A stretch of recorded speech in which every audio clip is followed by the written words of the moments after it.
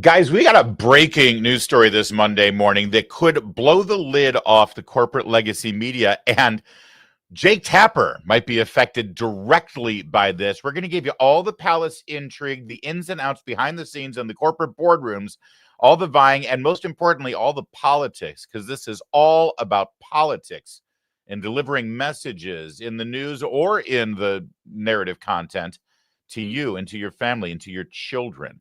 We're going to get into all those details coming up in just a second. Plus, continuation of the Somali scandal where Ilhan Omar still is ducking any responsibility, but we've got photographic evidence that puts her right in the center of this scandal. And wait till you see Scott Bessent absolutely take a blowtorch to her and to Margaret Brennan. It's beautiful. And we're going to button up this whole war crimes Nuremberg story where George Stephanopolous got his ass handed to him by a fine senator from Missouri. We've got that and Mark Kelly's ultimate humiliation coming up right now. My name's Larry O'Connor, and you can call me Larry. Let's get to it here on this Monday. Join us, please, and subscribe to our channel so you don't miss any of our episodes.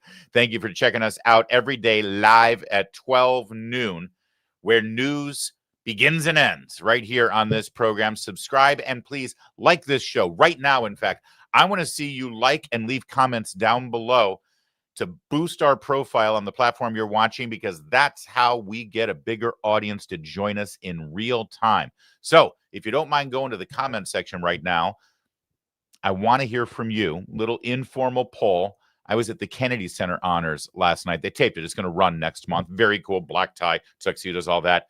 Who was your favorite honoree? Sylvester Stallone, Michael Crawford, Gloria Gaynor, Kiss, or George Strait? I want to hear from you. Just so you know, there's something very cathartic about being dressed in a tuxedo, standing up and screaming, I want to rock and roll all night and party every day with the President of the United States on stage.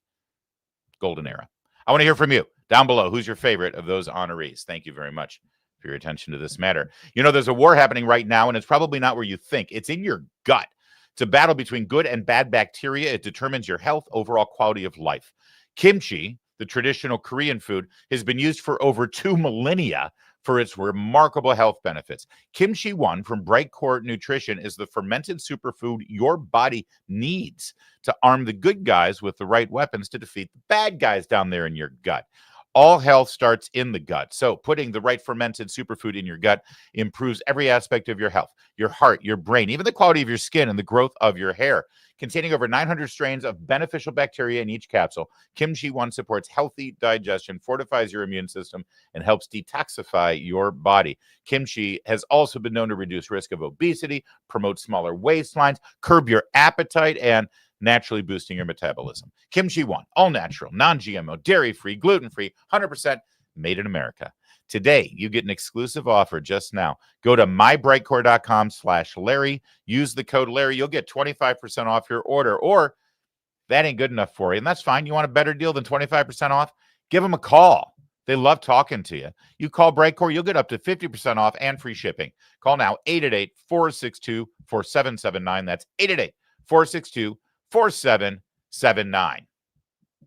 We talk a lot here about the corporate media and how corporations that own news organizations end up influencing news events and political events and really influence how you receive your news and information. And it's a problem. It's a real problem, especially if those corporations don't have the best interests of you or your family or your children or even your country at heart. We've seen some of these corporations that have more interests in communist China than they do in America, and we've seen how it has influenced the way they deliver the news. Well, this morning, there was a blockbuster development in the merger that was announced over the weekend between Netflix and Warner Brother Discovery.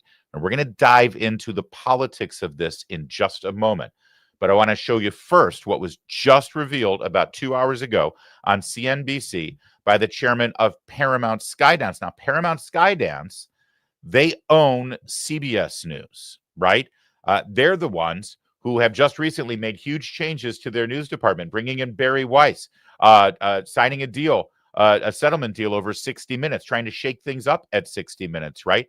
Getting rid of some of the biased news coverage. They're not perfect. Trust me, CBS is still a nightmare. But Paramount, run by their chairman, Mr. Ellison, they're trying to improve things over there.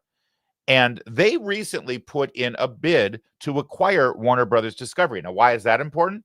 Warner Brothers Discovery owns a little thing called CNN, in addition to HBO Max and a ton of other content in the old catalog of Warner Brothers movies and Discovery reality cable channels and stuff. CNN, the first name of news, they're also part of this. Now, what happened here is full of intrigue, full of politics, and full of shady dealings. Let's first go to this critical part of this interview today, where Mr. Ellison, the CEO of Paramount, reveals that they had all these good faith offers to put in to Warner Brothers, and Warner Brothers, for some reason, completely ignored them and then turned to Netflix. And a big question there is why. We'll answer that why in just a second, but here's the deal. You feel as though you were disadvantaged in this process. And if you were, what can you cite to prove, in fact, that somehow you were not on a level playing field and having your offer considered with their offer?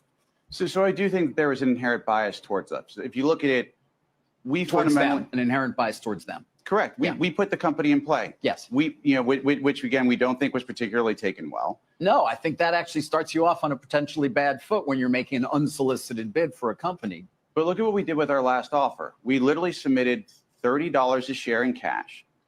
Never got a phone call. Never got a single markup of basically our merger agreement. Never got a response. And that's why we're here today. We're here to finish, to make sure that we can take directly to shareholders the offer that we sent to the board. So you never got a response from that last? Not one time. And did you indicate that that was best and final at the time, or perhaps say that it wasn't? No. So actually, the last communication that I had with David Zaslav is I made it incredibly clear in text message. This is all going to be public for everybody to see, that we addressed all of the issues that they asked for, and very specifically that our offer was not best and final.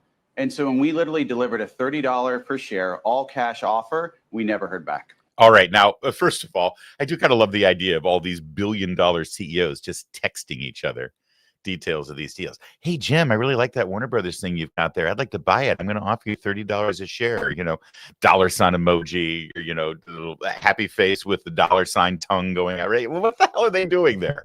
It's insane. A little context here that you might be missing from this. That $30 share offer was made to Warner Brothers Discovery when their market share, or the price of their share, was, I think, around $25, maybe even $23. So that's a hell of a deal. And they never heard back. By the way, if you look at the ongoing ticker on the side of the screen, you'll see that Warner Brothers Discovery's shares have now shot up to about close to $28, so just under that $30 mark. You see what's happening here. And all of this is developing, and this interview happened because Mr. Ellison, on behalf of Paramount Skydance, responded to this deal with Netflix over the weekend by saying, screw that. We're not going to try to do a friendly merger with you now. We're trying to do a hostile takeover. And we want to go straight to shareholders and give them the offer and let them decide what they want to do. So why would Warner Brothers Discovery just ghost this guy, not respond at all? They have a duty to their shareholders to get the best possible, most profitable deal in the long run. Why wouldn't they even negotiate? Why wouldn't they even talk to them?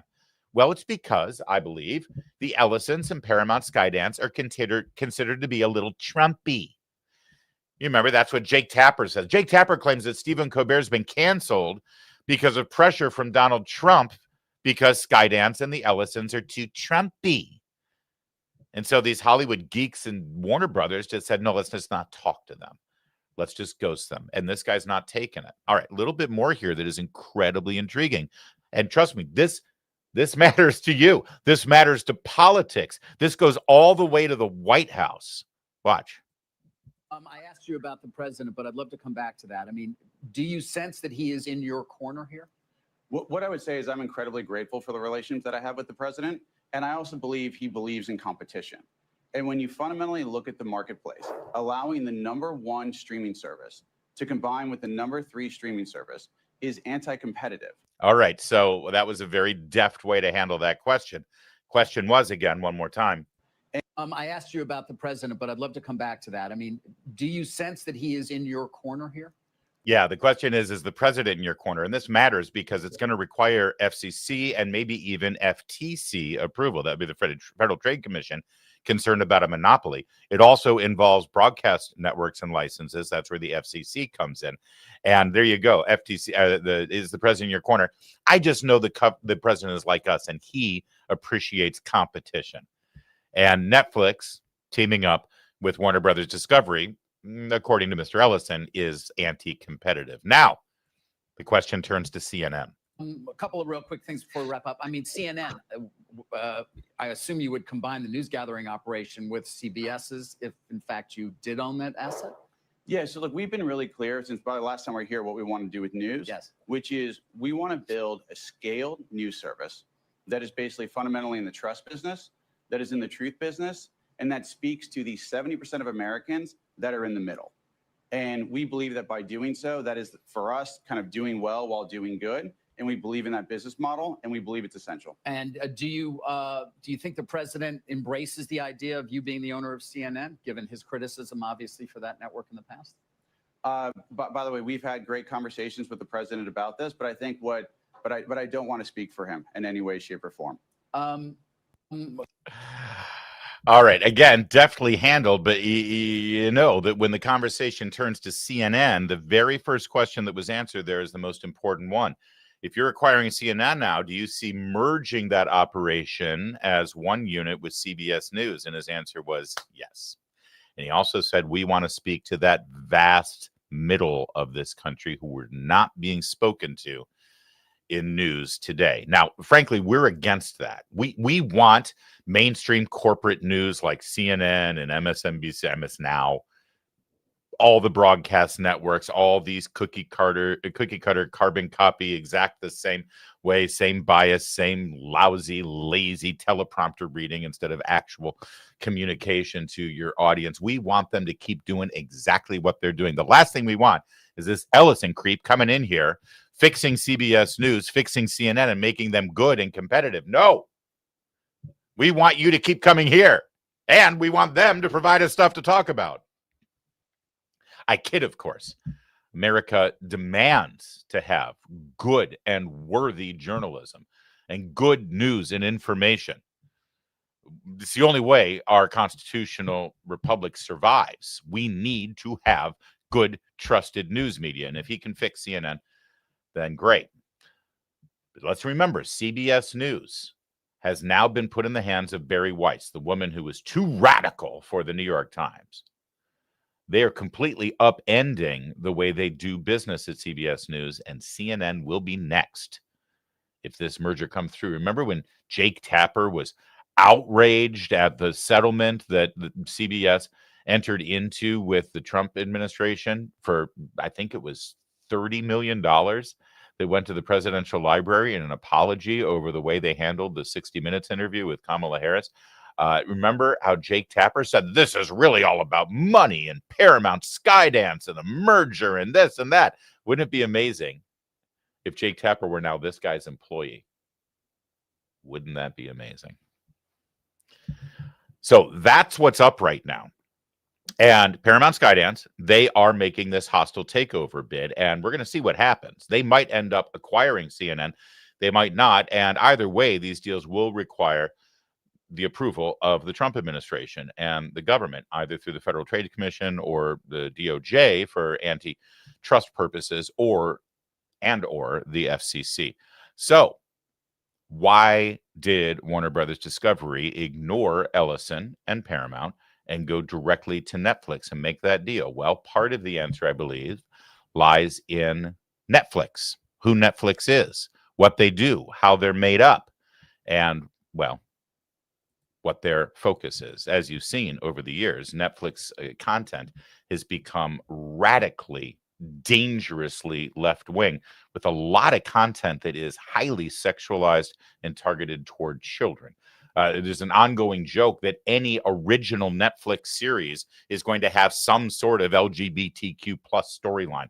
I remember they did a whole Netflix documentary series on the origins of the video game craze, like going back to Pong and Space Invaders, back in the origins. And that's in my wheelhouse, man.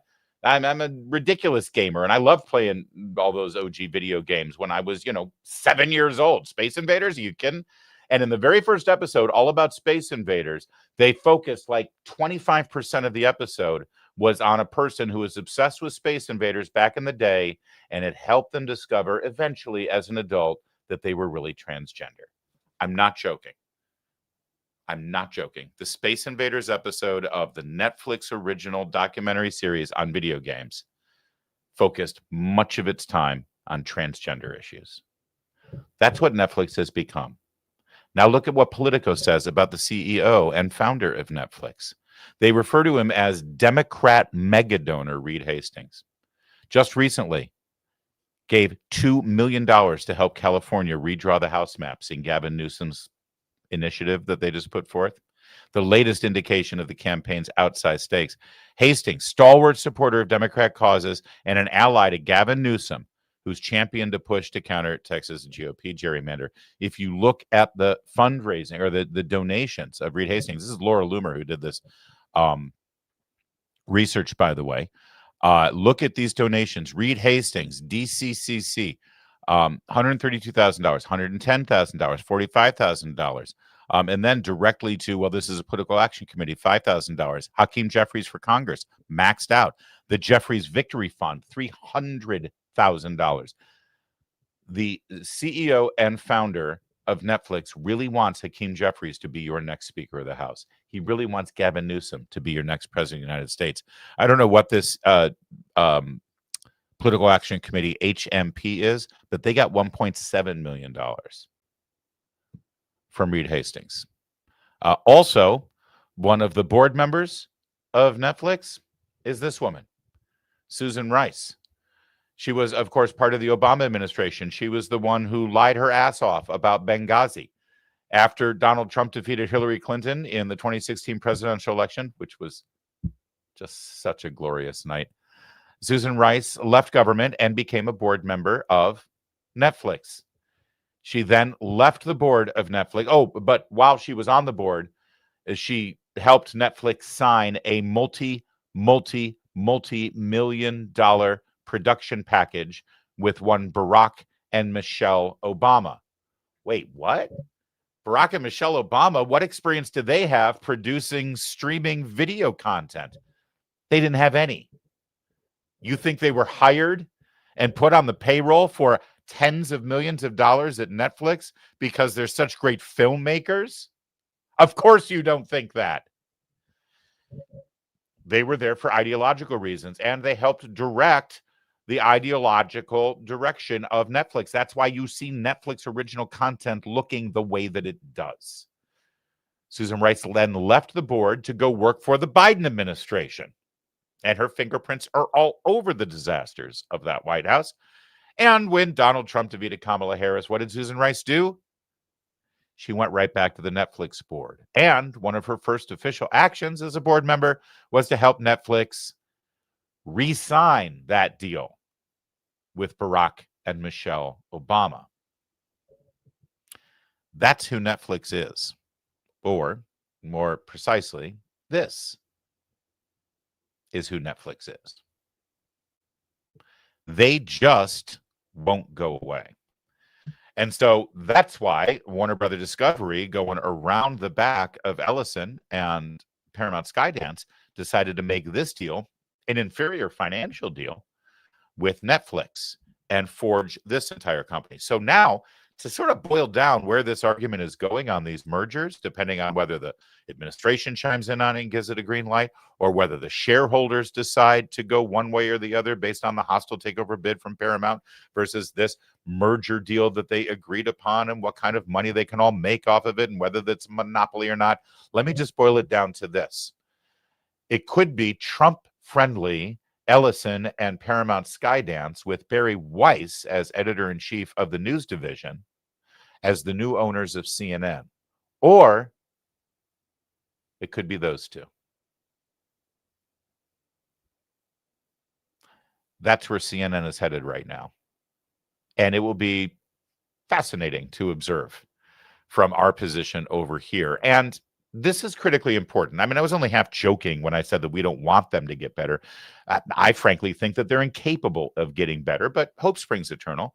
We do really need a free press in America, but the free press doesn't have to be owned by these giant corporations that are all focused on New York and Los Angeles, or even worse, globally, about their international partners rather than actually what's in the best interest of this country and America. We can have a free press that utilizes our First Amendment rights and privileges without having to be owned by a giant billions and billions of dollars corporation, so people like this aren't pulling our strings.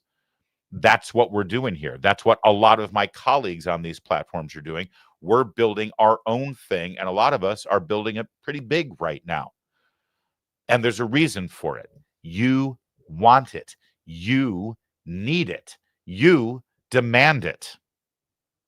And this conversation is best exemplified by a recent roundtable that the New York Times hosted. A fascinating combination of individuals at this table. And they were talking about the current status of the media and the future of the media. And got to give credit where it's due. Charlemagne, the God, made a very important point. That's why I think it's broadly no, and that's why I go back to you should trust the media that earns your trust, because to Andrew's point, it's like everybody is serving their audience. You know what you're going to get when you tune into Fox News. You know what you're going to get when you tune into CNN. You know what you're going to get when you tune into MSNBC. And the reason voices like the Shapiros and the Favreaus have, grown is because broken through is because they're hearing something that they don't normally hear on those legacy media outlets. But that's an assumption. Just even saying, you know what you're going to get listening to here. Black man talking. Well, guess But what? you just interrupted a woman. Yeah. Damn it, There you go. In this I just scenario, got you're the only first. one. There you go. There you go. There you go. Sorry, But continue, Charlemagne, Stephanie. that only continues that narrative that you know what you're going to get here, you know what you're going to get there. I challenge that. You don't. Oh, that's not true. I know exactly what I'm gonna get when I turn on Fox News. I know exactly what angle they're gonna come with. If I turn on MSNBC, I know I'm getting a left angle. I know. Are you shocked when you turn on MSNBC? Or are you like, oh my God, I didn't see this tape? Then I invite you to watch my show any night of the week. I watch your show. Yeah, we've watched your show, Stephanie. I think I have a better idea. Stephanie, I think you need to watch your show. And maybe watch all of our shows so you can see how it's done. He cracks me up, by the way. What is his name again? It's not Adam Smith. What's his name, Kevin? Andrew Scholes. Andrew Schultz. God, he is funny. That was a great moment. Hey, excuse me. This is a black man talking here. But what a roundtable, with Charlemagne, Adam Schultz, Stephanie Ruhle, Ben Shapiro, and I forget what her name is over on the left. Isn't she like a former FBI? No, she's a congresswoman, right? Yeah, I don't know. Anyway, great roundtable and a great point. And Charlemagne, the God, is correct. You want to go to the media and trust the media that earns your trust. And people are going to gravitate toward the media that consistently delivers facts and information that you can ultimately rely on. And even more importantly, the media that already goes proactively out of their way to tell you ahead of time what their bias is and what their agenda is, for that matter. You know where I stand politically. But that doesn't mean I have a license to lie to you. If I tell you what my opinion is and what my perspective is, and then I go on telling you lies and delivering you bad information, and that doesn't help you. That doesn't serve you. And you're going to go. Yeah, I mean, I'm more than willing to listen or watch somebody that I disagree with if they're delivering facts to me that I can then use and say, okay, I'm going to take these facts. I'm going to filter their opinion through a lens and take it for what it's worth with a grain of salt. But at least they're not lying to me like Jake Tapper or George Stephanopolous and telling me they don't have an opinion, that they don't have an agenda. Okay, I'm going to take these facts. I'm going to take their opinions with a grain of salt, and then I'm going to come up with my own ideas and my own opinions and my own perspectives. And I don't need to agree with them. I read the chat. I read the comments in this video. You don't all agree with me on everything, but that's not the point. The only show out there that you could watch that you will agree with 100% of the time with the person expressing their opinion is the show you do. That's not the point. The point is trust. And the point is having an engaging conversation about the events that affect us all, whether that's a news product like CNN, now being vied for by these two very different and very interesting entities, or frankly, even more importantly, the dramatic and narrative content that Netflix will be creating with HBO Max and the other Warner properties, or perhaps the Paramount will be creating with those same properties. Paramount, the company that, make no mistake, is hardly conservative, but they're not Netflix. I mean, you decide.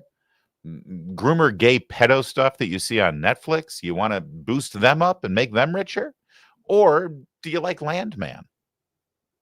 That's where we are right now. And Jake Tapper will be working for one of them. That's for sure. Or maybe there will be some cost-cutting initiatives after this merger and acquisition. And Jake will go to Substack. Guys, I want to tell you about my new friends at besthotgrill.com. First of all, I'm thrilled because this week my grill gets delivered to me. I've already tried these grills. I've gone out to California to their factory. I've seared some steaks on their 1,000-degree infrared griddle, and it was incredible.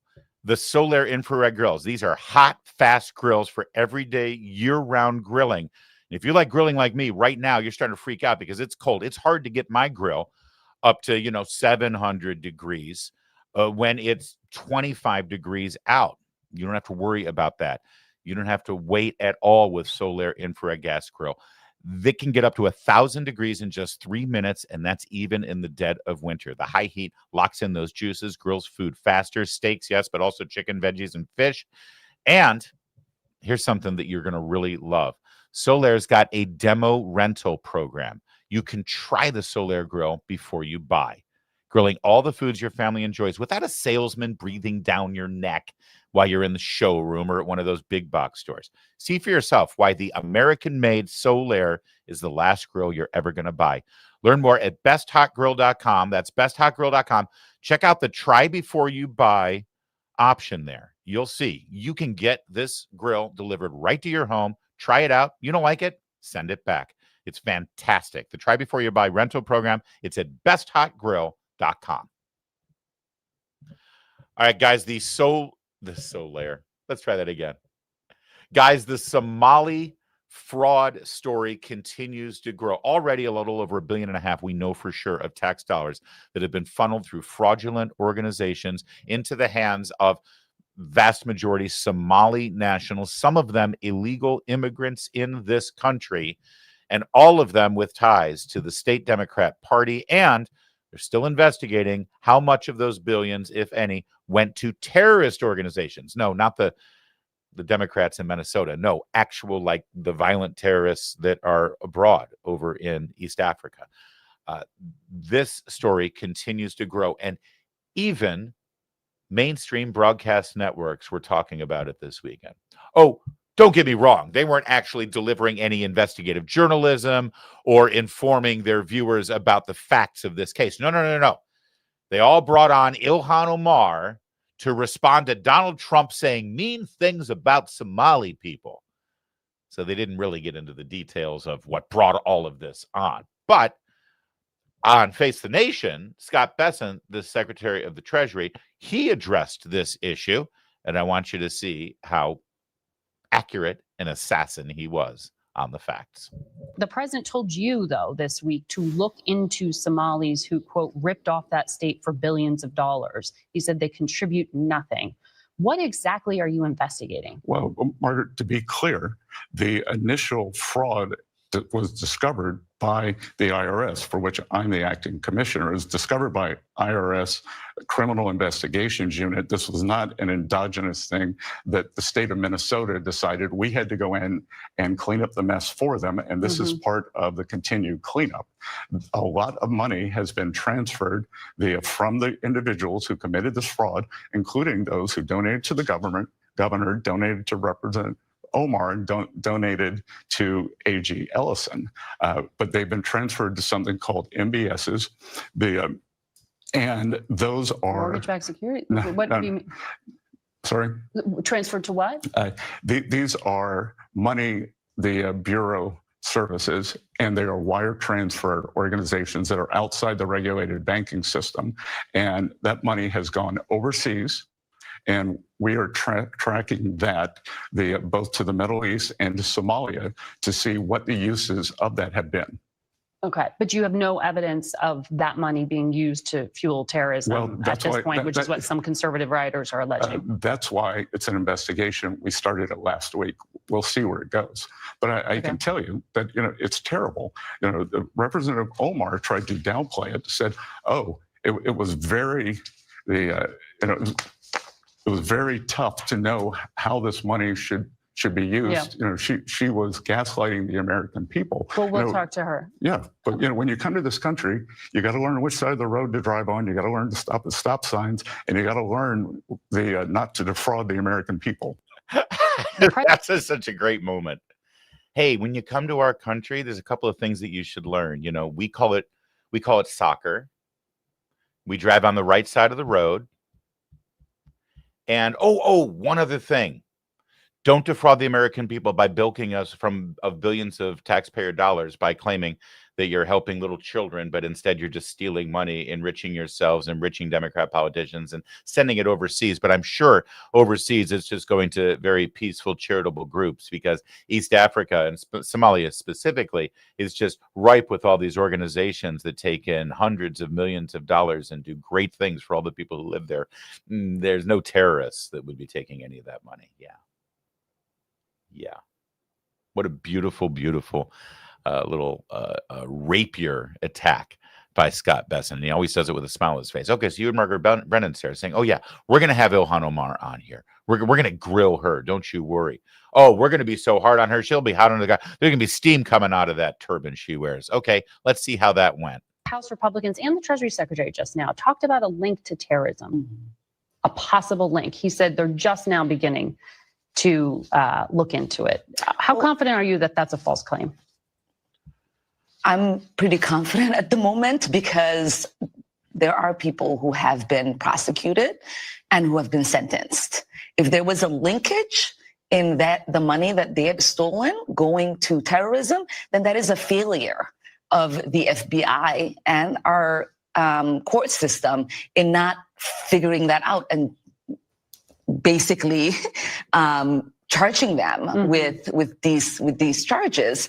And so I do know that for many years, this sort of like alarm that there is money being transferred through the airport in bags and going to terrorism that accusation has always existed. There's never been here and there in those accusations.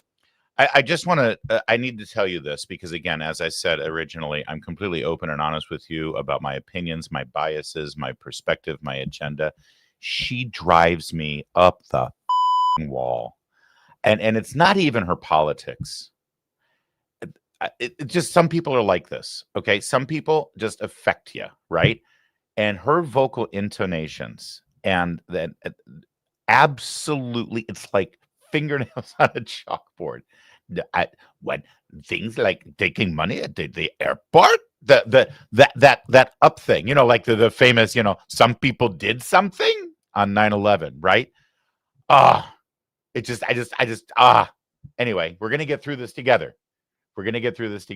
Did you notice a couple of things there in that exchange? And we'll break it down here. Actually, let's just break it down in real time. House Republicans and the Treasury Secretary just now talked about a link to terrorism. Okay, now another journalist could have said, there have been write-ups in City Journal and in this other publications that have said and made the claim that this terror organization benefited from money pipelines. And there are mysterious wire transfers to organizations that are linked to those terrorist groups. How do you respond to that?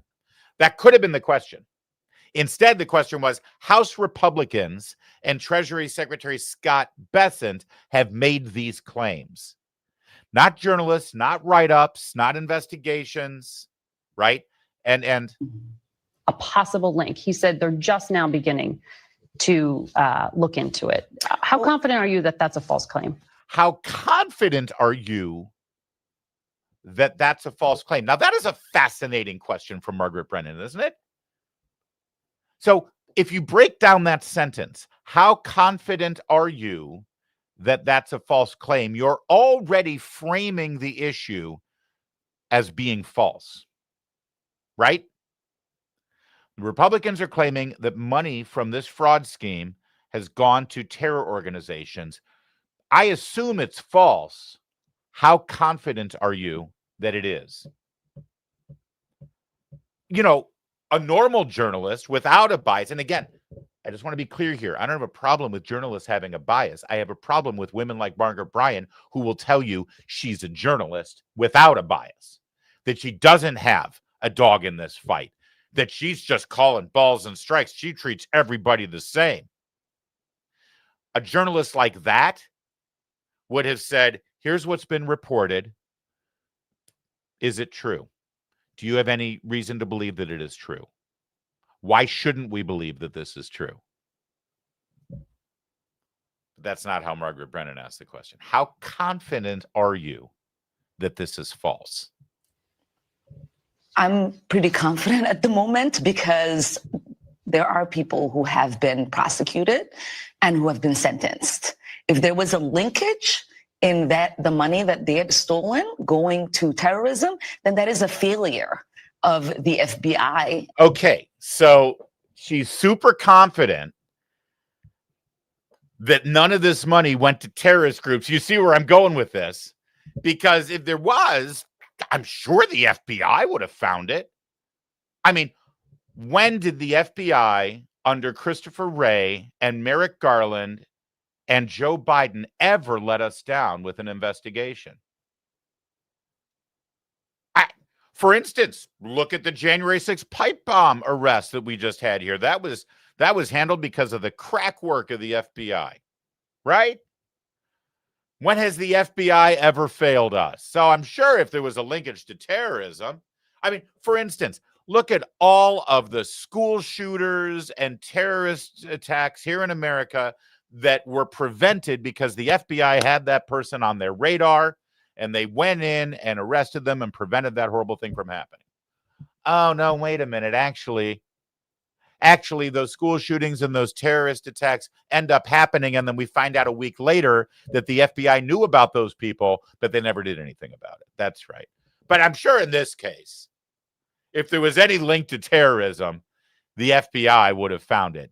That's the basis of her confidence that none of the money went to terrorists. And by the way, did you also catch how she framed this? I do love the words that people choose to use. And sometimes they choose to use these words because they're handled and their comms people have already talked through talking points for them. But sometimes they just reveal who they are, especially in an interview. And based on Ilhan Omar's first reaction to this question, I don't think she was expecting this one. So I don't think this was a market-tested, pre-approved answer. And so there's a revelation here. The question is, how confident are you that none of this money went to terrorist groups back in Somalia? And she said, well, this has been investigated. There's been prosecutions. So I think a link would have been found. And if it is the case, what now? If there was a linkage in that the money that they had stolen going to terrorism, then that is a failure of the FBI. That's a failure of the FBI. Well, sure, I guess that's true. It is a failure of the FBI, but she's laid down her marker now. If it turns out there is money, there is some linkage between the money that was defrauded out of the state of Minnesota and the American taxpayer in this Somali-led fraud scheme in Minneapolis, in her district. If they do find that linkage, well, you know who's to blame. It's the FBI, not the terrorists, not the criminals, not the Somalis who are in the country illegally stealing money from all of us and giving it to the terrorists. Oh, sure, they may have a little bit of guilt, but the real guilty party is Kash Patel, Dan Bongino, and the FBI. Revealing, isn't it? When they decide to use the words that they use. All right, a little bit more here because a fascinating moment, an accidental moment of journalism happened. When we talked about this story on Friday, we showed you the video of Ilhan Omar speaking in her native Somali language, promoting the community food bank that is at the center of this $1 billion tax fraud scheme. That we chastised Jake Tapper for not pointing that out. Jake Tapper wanted the entire interview to be about Trump saying mean things about you and your community. And at no point did Jake Tapper said, yeah, but there's a lot of fraud here and you're directly connected to it. I mean, you know these people. You help support and promote the very programs that are at the center of the fraud scheme. Jake Tapper never said that. We showed it to you here on the show. So now here's Margaret Brennan's chance. Is she going to do it? I want to pick up on where the Treasury Secretary just left off. He alleged that people who were tied to you or your campaign were involved in this broad, brazen scheme to rip off the Minnesota state welfare system. Do you want to respond to that? Do you know what he is referring to? I really don't, and I don't think the secretary himself understands what he's referring to. We obviously had people who were able to donate to our campaign that were involved. We sent that money back a couple years ago. And actually, I was one of the first members of Congress to send a letter to the Secretary of Eg asking them to look into what I thought was a reprehensible fraud that was occurring within the program. Okay. I guess we're going to have to break this one down, too, because Margaret didn't quite go there. She could have showed the video that we just showed. Here you are in this food bank, promoting it and telling people to come and utilize it and raising the profile of it and making sure the tax dollars goes to support it. And those tax dollars were all stolen. How do you respond to that? But Margaret didn't quite go there. First, she said, I want to pick up on where the Treasury Secretary just left off. He alleged that people who were tied to you or your campaign were involved in this broad, brazen scheme to rip off the Minnesota state welfare system. Do you want to respond to that? Do you know what he is referring to? Okay, so once again, note what they do here. I know that you're picking up on all of these little signals. It's like once you see it, you can't unsee it. So when you watch the media, you can call them out on them yourself. She didn't say, okay, there's been that. First of all, she didn't show the video that we showed you on Friday. She didn't say there's been this report and this report linking you and people in your campaign directly to it, because there are. Those reports exist. The New York Times did a whole expose on this 10 days ago. I mean, that's what the media always does when they're nailing a Republican. Well, the New York Times has reported that da-da-da-da. Well, the Atlantic is reporting da-da-da-da-da. Well, CNN is reporting da-da-da-da-da. Our own reporters here at CBS News are reporting da-da-da-da. But in this case, when she's got a New York Times expose to show, or maybe they could free up, $1.50 there over at the CBS News department and have one of their own reporters look into this story so they can say, well, we've independently looked into it, and there are very real connections between you and your campaign and this fraud scheme. No, they didn't do that. Who does she quote? She quotes Secretary Scott Bessent and Republicans in Congress, framing the entire thing as a bogus political attack. And then again, instead of saying, is that true? Do you know these people? If so, how well do you know them? What connections did you have with them? How long have you known them? When did you first become aware of the fraud? None of those questions. The question is, how do you respond? In other words, they made a political charge against you. Now you make a political charge here. And the average viewer watching says, oh, well, this is just all politics. I hate them all. That's what they want you to believe. That's what they want you to feel. They want us at each other's throats, and they want you to think that everyone, they're all corrupt. Oh, it's all the same thing. It's all the no. These are Democrats, all Democrats. All of them are guilty in this fraud scheme. What, you think it's the right-wing MAGA Republicans in St. Paul, Minnesota, that were working with the Somali community to bilk the state of Minnesota and the federal taxpayer for COVID food bank policies? Oh, yeah, that's got MAGA written all over it. But instead, by framing it as some sort of partisan political squabble, it communicates to the viewer, it's not. Oh, sure, they're saying it's fraud. But, Republicans said that Joe Biden and Hunter Biden were involved in fraud. And that was all politics, too. You see what they do? This is what they do. This is how they do it. And you can see why they do it. And the answer, I really don't, and I don't think the secretary himself understands what he's referring to. We obviously had people who were able to donate to our campaign that were involved. that is, again, I understand English isn't her first language, but she sounds pretty well versed in it. We had people who were able to donate to our campaign who were involved. We had people who were able. No, the real words, if English is your primary language, is, yeah, it turns out some of our campaign donors were involved in this thing. Some of the criminals who were convicted in this extraordinary fraud scheme also happened to be big-time donors to my campaign. All right, but then what now? We send that money back, Send it back. a couple years ago. And actually, I was one of the first members of Congress to send a letter to the Secretary of Eg asking them to look into. By the way, I never want to work in politics. You know, I know when the Trump administration took over the Kennedy Center, and people know that I have a background in the performing arts and theater. That was my first career before I got into the library. Oh, you're going to take a job at the Kennedy Center? You're going to? No, I don't want to do anything other than what I'm doing right now. But I do want to say, if I ever get tired of this, and I want to have a cabinet position in some future president's administration, I want to be the Secretary of Egg. How cool would that be? I love a good omelet, man. In fact, I love the incredible edible egg. I'm a big fan of eggs. Eggs are used in, I'm sorry, what now? Oh, the Secretary of Ag. Ag, she meant ag. She meant agriculture, not egg. Ag. I apologize. No, I don't want that job. Secretary of Egg, now you're talking. Ag, probably not.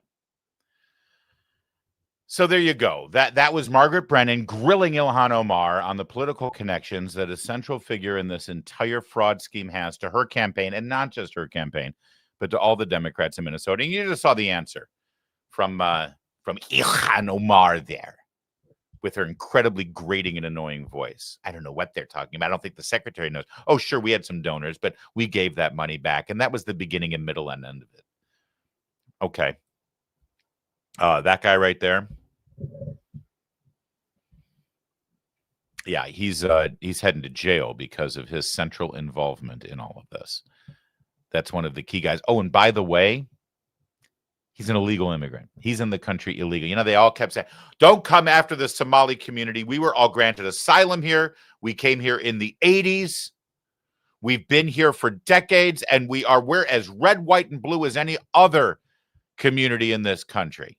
How dare you? We were all granted an amnesty, and we've all come here legal. It's true. Huge. Tens of thousands were granted amnesty and refugee status when they left their war-torn shithole in Somalia and came here. And we were kind and generous, and we welcomed them.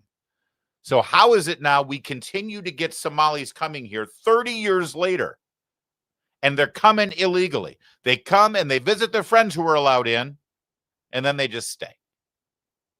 And it goes on and on and on and on. And this guy came over when he was 89, in 1989, when he was a teenager. Then he went up to Canada.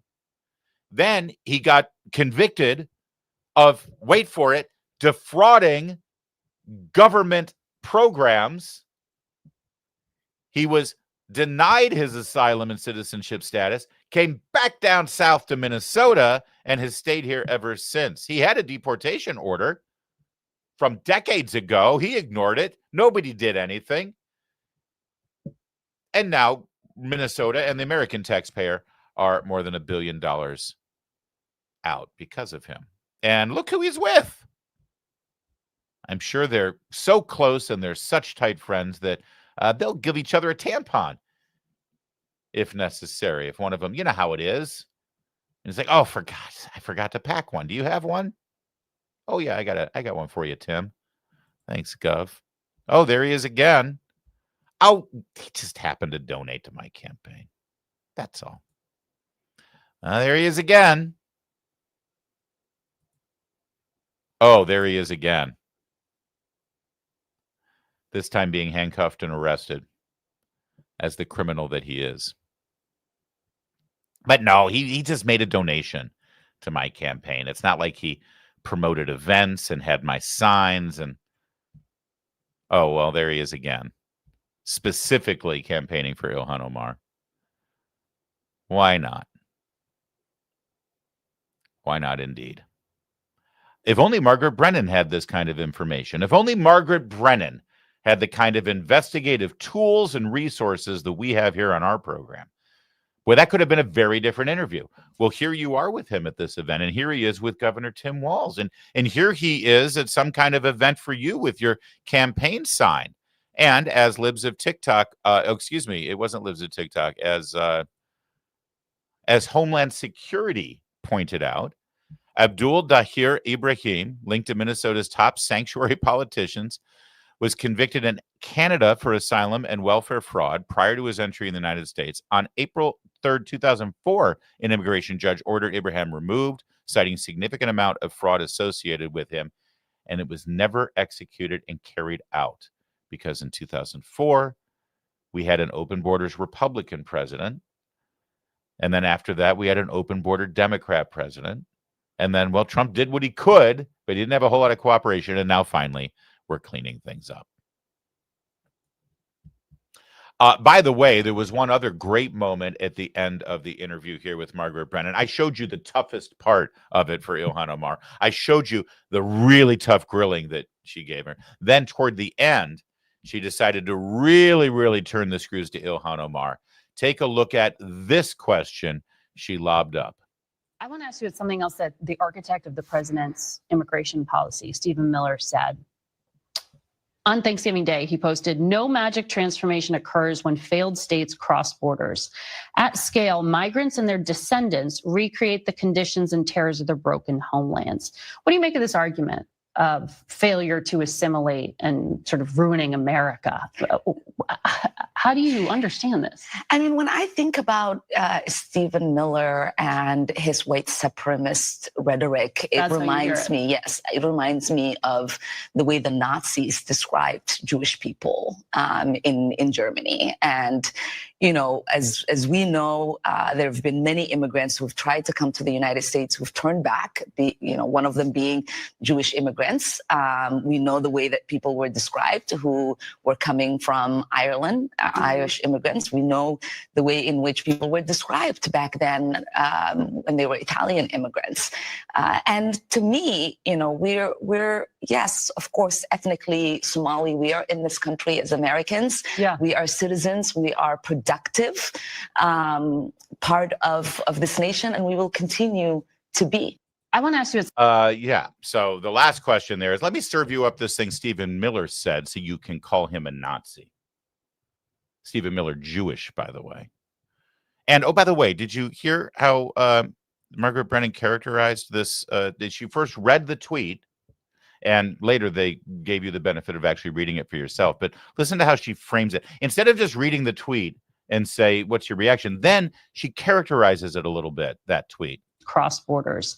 At scale, migrants and their descendants recreate the conditions and terrors of their broken homelands. What do you make of this argument of failure to assimilate and sort of ruining America? What do you make of this argument that Somalis coming to this nation fail to assimilate and that ruins America? Here's the actual argument that was made.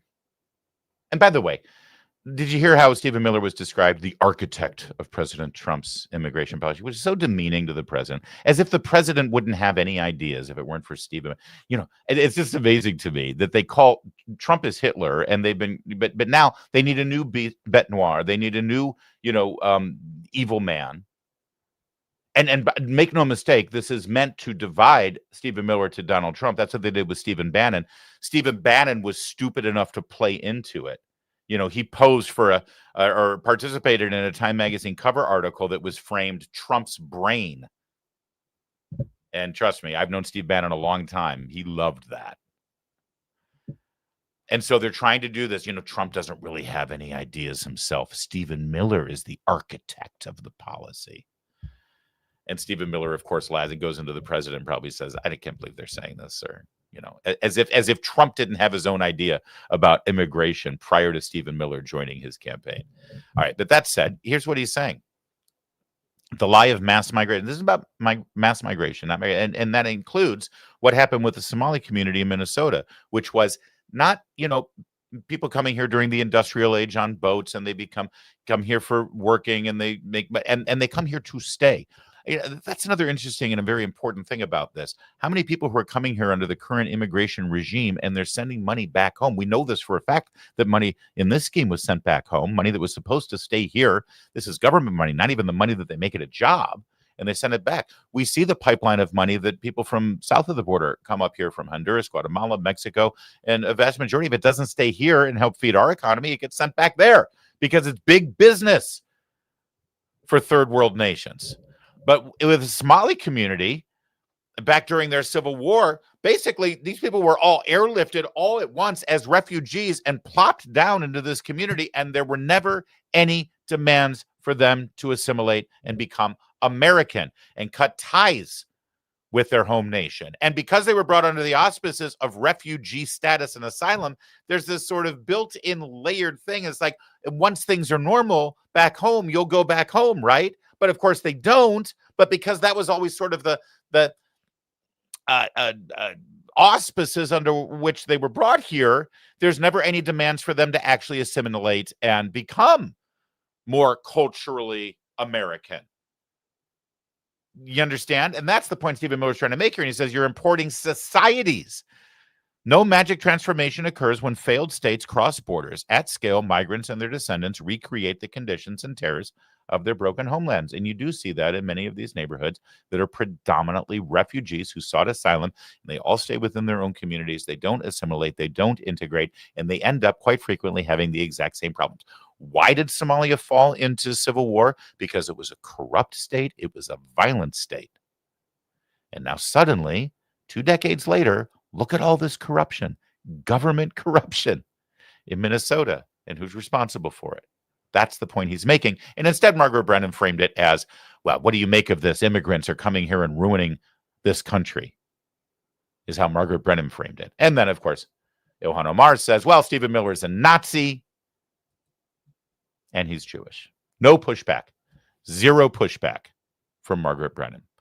But let's take a quick look at a elementary school in the Somali neighborhood of Minneapolis. Let's see how well the assimilation is going, because Ilhan Omar just said they're part of the community, they've integrated, they're just as American as anybody else. Okay, so what's going on at this elementary school? Isn't that sweet? Is there anything more patriotic than children going out there in a cold, blustery Minnesota morning and participating in the patriotic morning ritual of raising their nation's flag on the flagpole? Kevin, I think we have a color correction problem with this video, because I'm not seeing any red in there. Then the blue doesn't look like the shade of blue we have in our flag. What's going on here? Oh, that's the Somali flag. Well, like I said, they're raising the flag of their nation at our American taxpayer-funded public school. God bless America. They want to tell you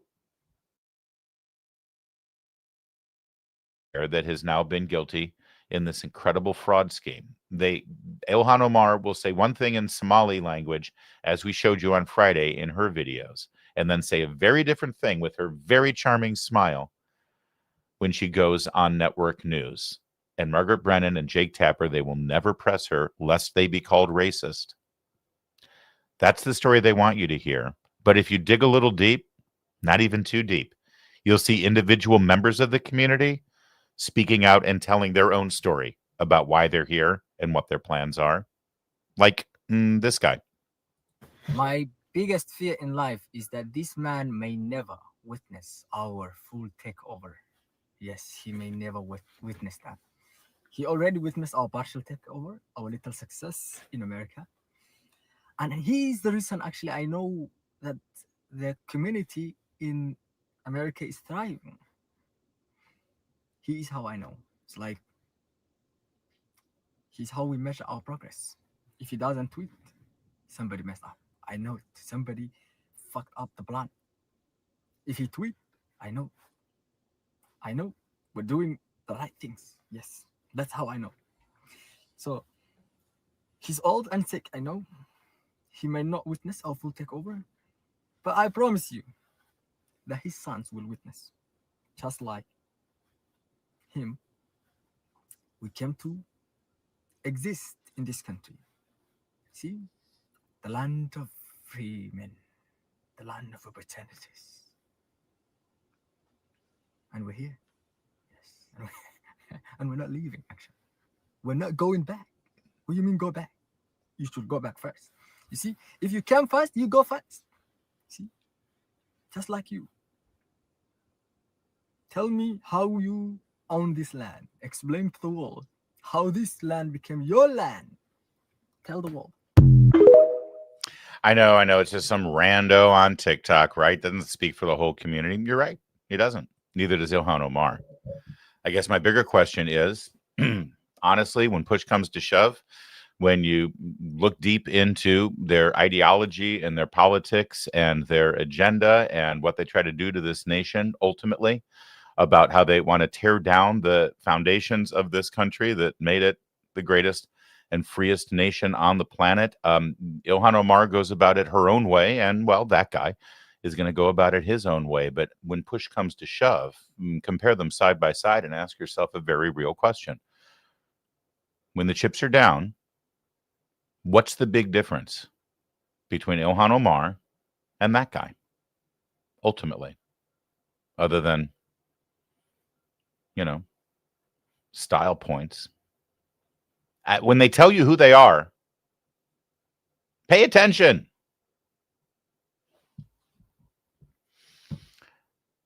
How would you like some silver for Christmas? Silver and gold? Sure. Well, let's talk about silver and gold. Birch Gold thinks as a smart planner, you deserve to get some free silver this year.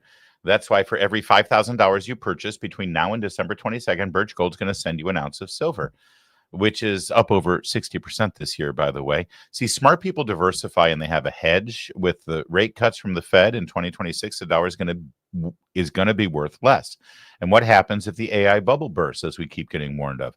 Diversify, diversify, diversify, and let Birch Gold Group help you convert an existing IRA or 401k into a tax-sheltered IRA in actual, real, physical gold. And for every $5,000 you buy, you're going to get an ounce of silver for your stocking or for your kids. That's a great way to teach them about saving smartly. Text my name, Larry, to 989898. Claim your eligibility for this offer. Again, text Larry to the number 989898 and do that today, because Birch Gold's free silver with qualifying purchase promotion ends this December 22nd. Text Larry to 989898 and do that today. Thank you for your attention to this matter.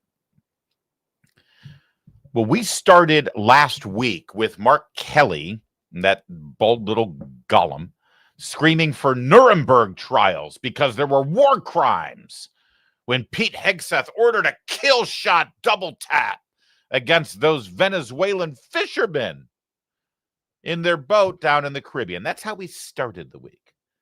By the time we ended the week, everybody was singing a different song. And there was a kind of a skip in the step of some of the Republican politicians who went on the Sunday shows yesterday to answer questions about what they had heard in that closed-door briefing about these military strikes. So we're going to show you Mark Kelly's new song he's singing from, and we're going to show you Tom Cotton. We're also going to show you a very interesting, consistent theme we saw yesterday, which was there are still Democrat senators who are screaming, war crime, war crime, war crime, and they all have one thing in common. They admit that they're ignorant about this issue, but that doesn't stop them from having their opinion. Let's first start, though, with this great moment with George Stephanopolous on ABC News. I give you the fine senator from the great state of Missouri. In the Senate. And Senator, let me just begin where we left off with Congressman Smith. Do you support this pardon of the former Honduran president? I'm not familiar with the facts or circumstances, but I think what's telling here is to try to imply that somehow President Trump is soft on drug smuggling is just ridiculous. It's totally ridiculous. He's provided border security like we've never seen before. And the fact is, these cartels now, because the southern border is closed, they've gone to the high seas. So President Trump is acting with his core Article 2 powers. No serious legal expert would doubt that the president has authority to blow narco terrorists out of the water who are poisoning 100,000 Americans every year. If you watch the SEC championship game yesterday, the Big Ten championship game, combine those two stadiums with the number of people there, that's how many people are dying each and every year from the poison that's coming from these narco terrorists. So the fact is, George, President Trump has been delegated the authority by Congress to designate terrorist organizations. He's done that. He sent a letter to Congress saying he was going to initiate these strikes. We've had regular briefings about it, including from Secretary of State Rubio, including from other high-ranking officials in the Department of Defense. He's executing those. And so now what we have now are Democrats who have such X-ray vision and clairvoyance that they know the intentions of narco terrorists on boats, yet we're so blind to see that they had a president for 4 years that was operating as a vegetable in Joe Biden. So, you know, forgive me if I'm a little skeptical that this isn't all about politics and trying to take out Secretary Hegseth. That's what this whole thing's been about, George. They didn't want him confirmed. They didn't want a realist in place. They didn't want to shift from their pet projects around the world and trying to build democracies in the sands of the Middle East by the barrel of a gun.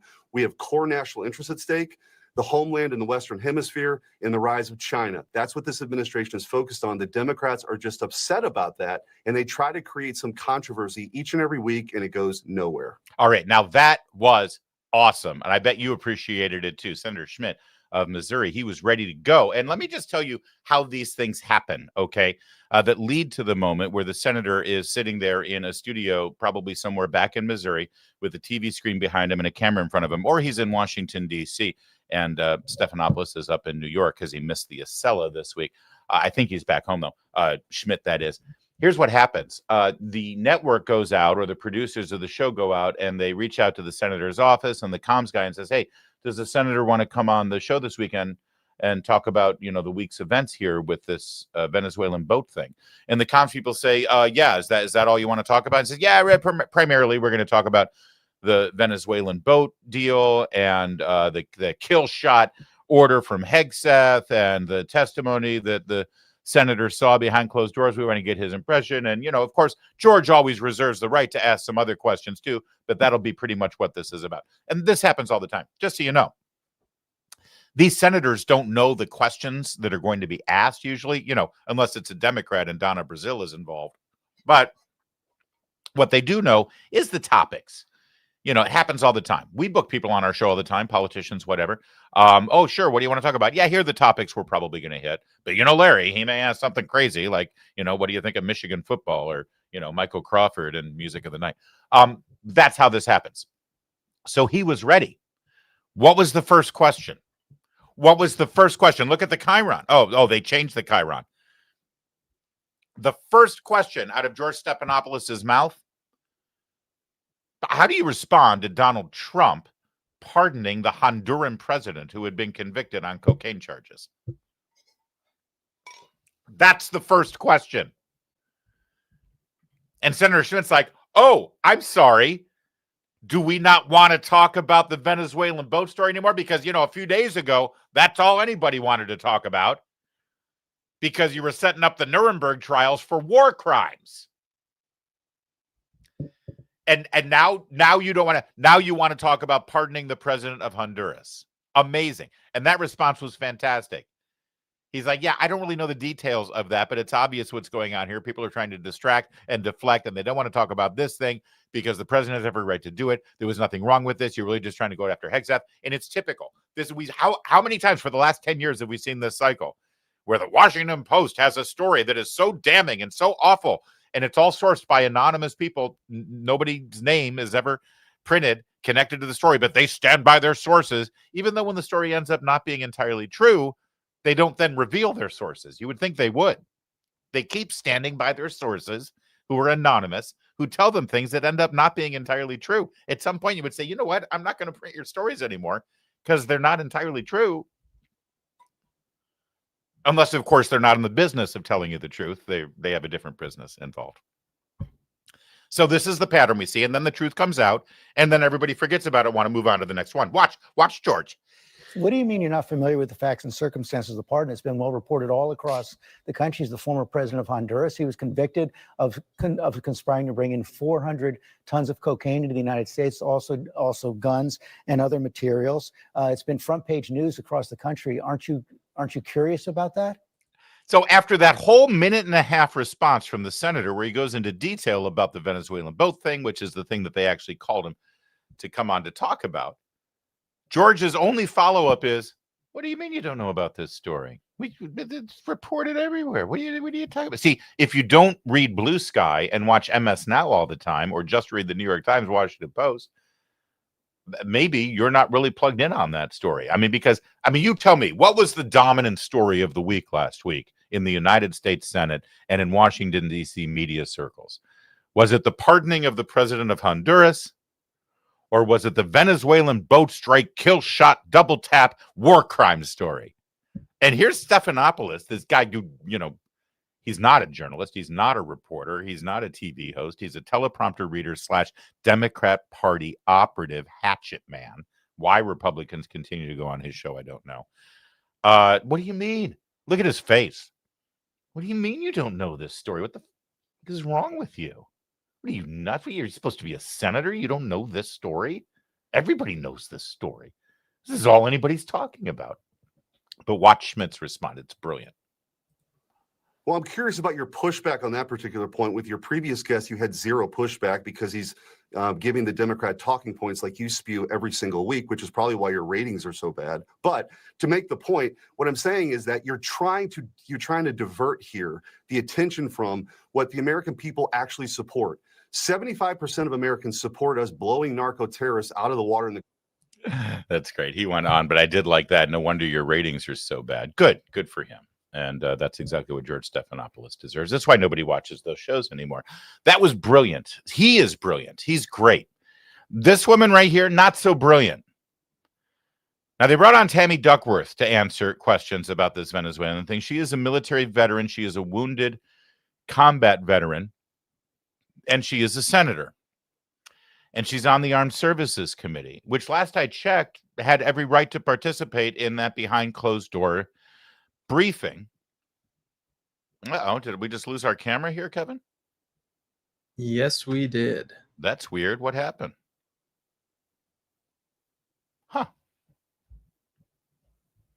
Strange. All right, well, we're just going to have to continue this way, I suppose. Unless this is untenable. Well, just pretend I'm there, everybody.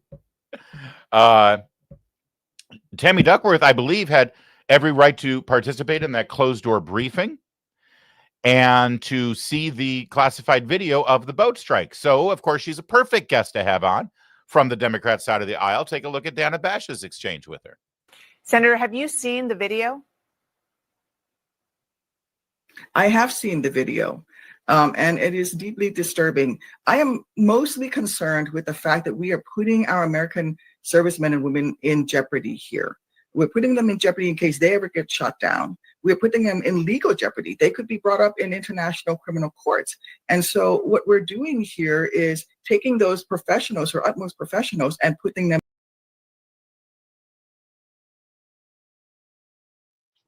Well, everyone, we lost Larry just for a second. We're going to try and reconnect his camera, and we'll be right back. So please just hang tight a moment.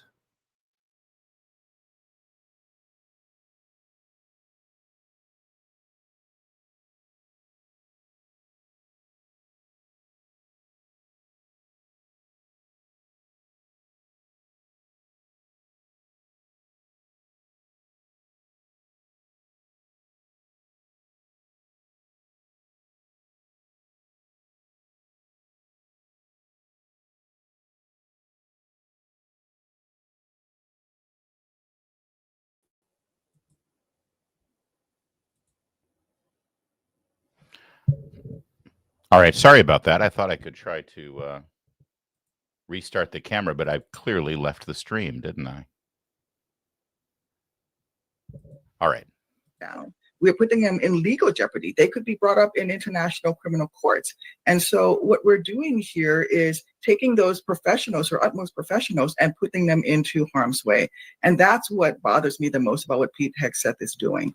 He is the least qualified Secretary of Defense in our nation's history, and he's very cavalier about doing things.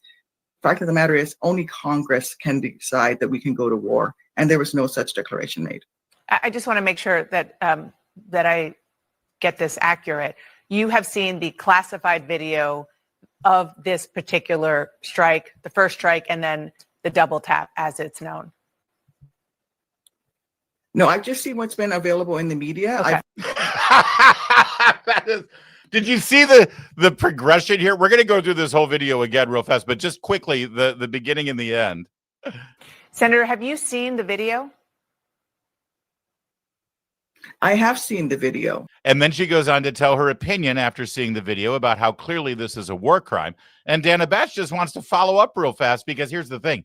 Dana has probably already had communications with her staff about this. They do pre-interviews, and they said, has the senator seen the video? And her comm staff said, no, she didn't see the video. And so Dana Batch is like, uh-oh, wait a minute. Let me try to clean this up for the senator, because she'll get caught in a lie. Of this particular strike, the first strike, and then the double tap, as it's known.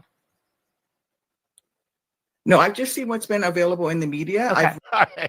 Oh, that video. I'm sorry. I'm so sorry. I didn't realize. I thought, I did. They had sent me that video to look at, and then it turns out I got rickrolled. And so I thought that was the video you meant. 80s icon. Rickroll me. Never going to give you up. All right. That's an odious individual, and frankly, I'm sorry, not very bright. What really bothers me the most about her answer here, other than claiming that this is obviously a war crime, because as you see, here's the thing. She gets to wrap herself, and then again, I understand she's a combat injured veteran, a devastating injury sustained in combat, and so you're not allowed to criticize her, right? And I didn't wear the uniform. I wasn't in the military, so I have no standing. I'm not allowed to criticize her. How dare you? How dare you, sir? Yeah, but you know what? Her argument here, totally based on, she's admitting that she's ignorant. First, she says, oh, yeah, I saw the video. And then when pressed, she admits, oh, no, I didn't see the video. But without seeing the video, she's reached the conclusion that this is an illegal act. And you know what? And that's all about getting Pete Hegseth and maybe Donald Trump. But you know who carried out the order, Senator? I know you wore the uniform, you sustained combat injuries, so we're not allowed to criticize you. But here you are dragging the fine members of SEAL Team 6 through the mud and accusing them of cold-blooded murder just so you can get Pete Hegseth. So I apologize. I'm not going to bend the knee and say, oh, okay, you can say whatever you want because you can play that trump card that you're a combat injured veteran. Not if you're going to treat our current active duty military this way. That's despicable. And then she claims that she's really what's her big worry here again? Legal jeopardy. They could be brought up in international criminal courts. And so what we're doing here is taking those professionals or utmost professionals and putting them into harm's way. She's claiming that she's really saying this because she's worried about our military. I'm trying to protect them. I'm trying to keep them from being in harm's way because they're following the illegal orders of these maniacs. What a lying, duplicitous turd.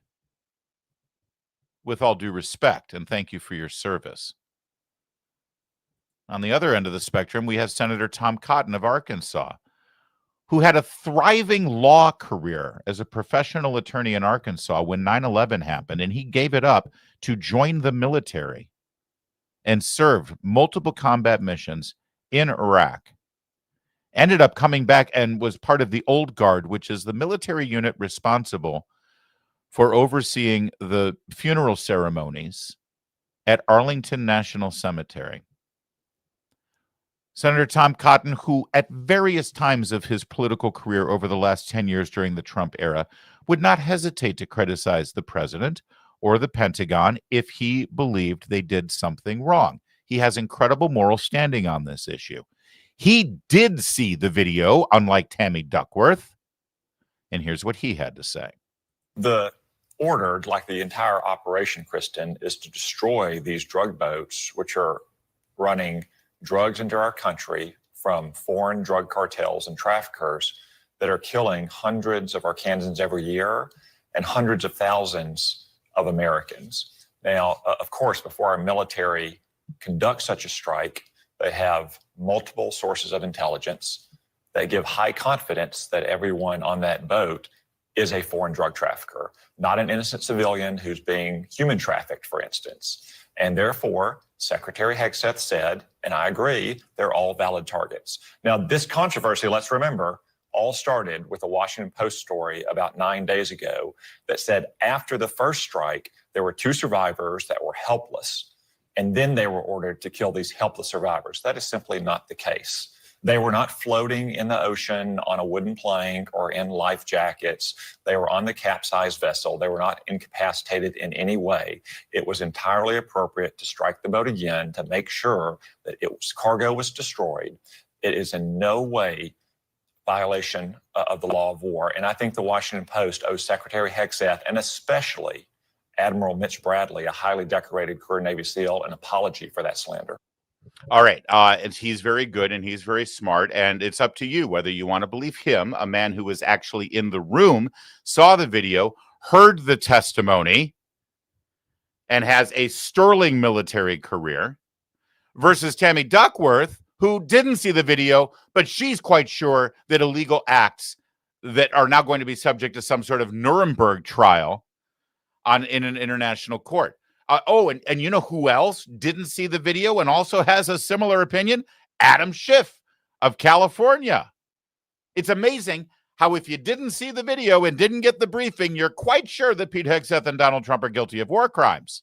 If you did, like Tom Cotton, they're like, oh, yeah, no, this is all on the up and up. Okay, so I'm sure Adam Schiff has some strong opinions about something that he admits he has no idea about. I know you haven't seen the video, but based on what you know, do you believe these boat strikes are legal? By the way, Kristen, what a stupid question.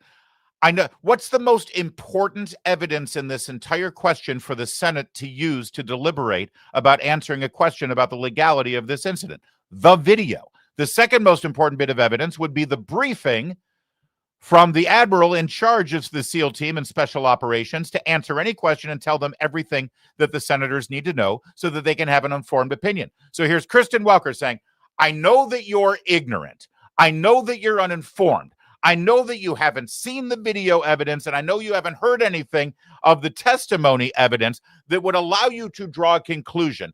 That said, given what you've read in the Washington Post and what you've seen on Rachel Maddow's show, what do you think, Adam? That's just insane.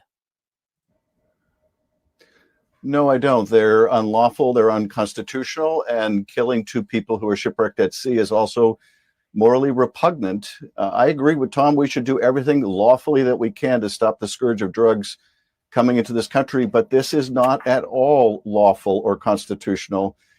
And frankly, if the Pentagon and our defense secretary is so proud of what they're doing, let the American people see that video. Yeah, I trust him, don't you? What an absolute disgrace he is. Which brings us back where we started last week, 1 week ago today, with Gollum. Gollum here, Schmiegel, who decided that he wanted to launch his presidential campaign on the backs of members of SEAL Team 6 conducting this military exercise.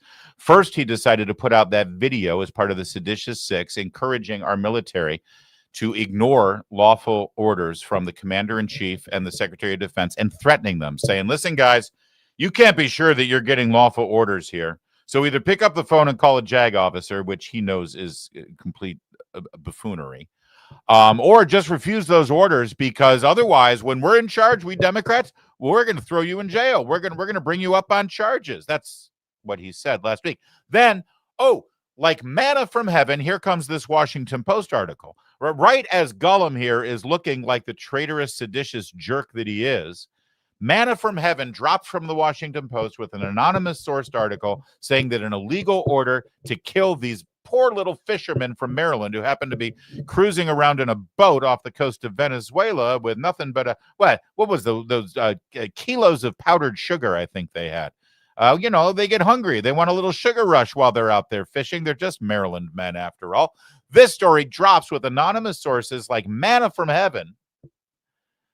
And here's Mark Kelly on December 2nd, just 6 days ago, and he has opinions about what our military did in that boat strike. Listen to his opinions. That now we have members of the United States military that have been put in an impossible situation because they're given, in the case of what we've seen here over the last couple of days, clearly unlawful, illegal orders. Clearly unlawful, illegal orders. That's what Gollum, Mark Kelly, the thumb, that's what he said on December 2nd. His words, clearly they were given clearly unlawful, illegal orders. Now, fast forward just 5 days later, after the admiral comes in and briefs Kelly, shows him the video, answers his questions, unlike certain people who take selfies of their uniform on a hanger to show off their medals, this guy's been serving since 1991, SEAL Team 6, the admiral that now runs the Central Command for Special Operations, came in and looked Kelly in the eyes and said, "Excuse me, you got opinions about this, Senator? Ask any question you want and I'll answer you." That happened on Thursday. And now here we are on Sunday as Mark Kelly, who continues to say this isn't about me, as he continues to raise money for his outrageous idea of a presidential campaign.